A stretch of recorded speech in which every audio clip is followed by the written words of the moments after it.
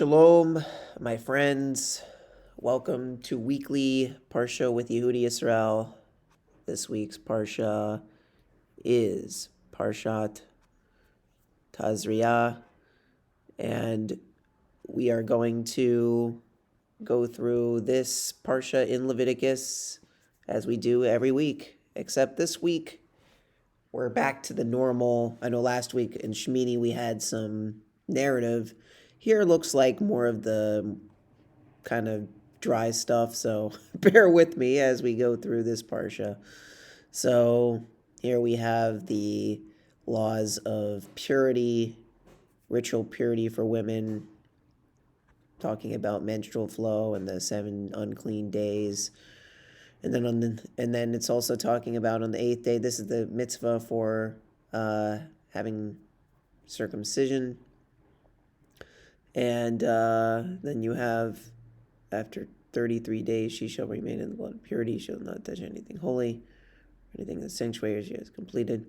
So, yeah. Oh, it's talking about the, after she gives birth to a male and the purity state of that. These are complex laws that you can get into if you're interested.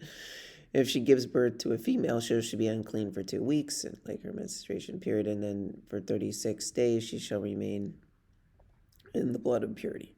So, tahor, tahara, pure and impure, that's basically what we're getting at here. Tahara, right, pure. And then you have burnt offerings that are given after these points, and then you have atonement through the sacrifice and the law of the woman who gives birth to a male or a female. So slightly different things that you do. For purity, obviously nowadays we don't do sacrifices, and because we're in exile, and so there's not something. Oh, coffee's done. So fine. So you have, if she can't afford these, then she has different things to make the sacrifice. So now we have these lesions, right? Tsaras, or these types of things that the Kohen is in charge of looking at the lesions to determine whether or not they are clean or unclean. And it gives specific details, and then there's something speaking about the hairs and the hair color, whether or not it's white. And the Kohen shall quarantine the person with the lesion for 7 days. And on the 7th day, the Kohen shall see him, and behold, the lesion is the same in its appearance. The lesion has not spread on the skin. The Kohen shall quarantine him for 7 days at a time. So kind of not laws that we can relate to today, because Tsaras doesn't seem to. I don't know. You can let me know in the comments if you have any more insight on this part of the Torah. These are things that don't really, I don't know if these are things that we really understand today. Perhaps there was physiological changes in mankind, and now this is less of an issue. I don't know. It's kind of a mystery to me. But, yeah. So this is just giving different ways to deal with purity and impurity. Obviously, we don't have Kohanim who have this level of expertise today in determining whether or not someone has tzarat. Basically the impure splotches. There's a white seth on the skin, either it has turned white hair or it is unhealthy, and then flesh in the seth. So quarantining, all that fun stuff, dealing with purity and impurity. Like I said, this Parsha is a little less meaty, more splotchy this week. When the Kohen sees the healthy live flesh, he shall pronounce him unclean. The live flesh is unclean. It is sareth, Interesting. But if the healthy flesh once again turns white, he shall come to the Kohen, and the Kohen shall look at it, and behold, the lesion has turned white. And the Kohen shall pronounce the lesion clean. He is clean. Complex stuff. I'm not a Kohen, so not something I don't know. When Messiah comes in the future, is this going to be a thing again? I don't know. If a person has an inflammation on their skin and it heals, the inflammation of white seth and the reddish bar is shown to the Kohen. So here's more descriptions. Like I said, Leviticus can be dry.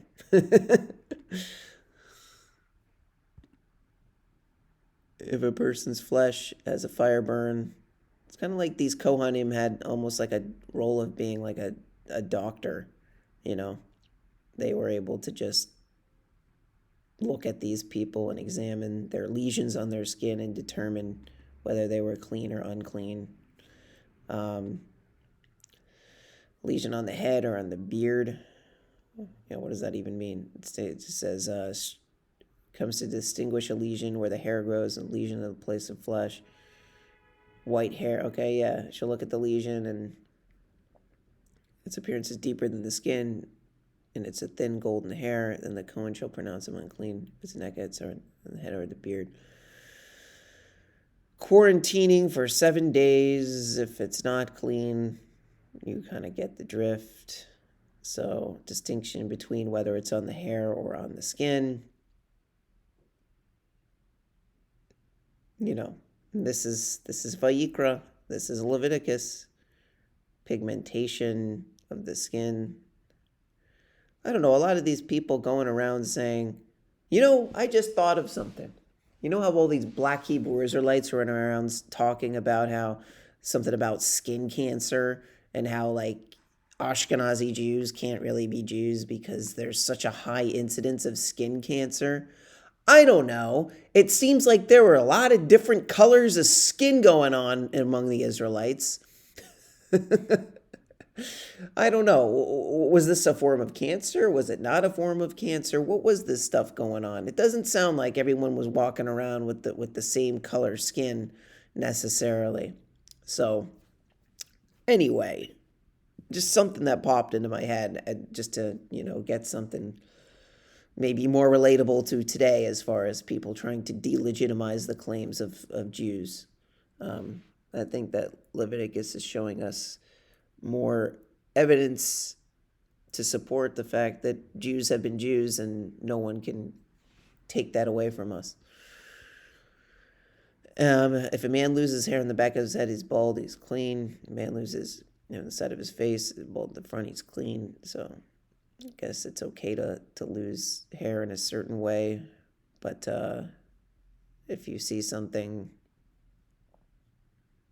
differently, then then there's that. Fine. So, and then if the person with tzara who is with the lesion in his garment shall be torn, his head shall be unshorn, and he shall cover himself to his mustache and call out unclean, unclean. Interesting. And then you have more of these quarantines, and we all know what that's like. Woof of linen or wool or leather or anything made from the wool. There you go. More quarantining, more 7 days, more. Seems like a pattern here. All right. Here's the final aliyah. The Kohen shall look at it, the lesion, and behold, the lesion has not changed in appearance. Penetrating lesion or an article. Fine. So,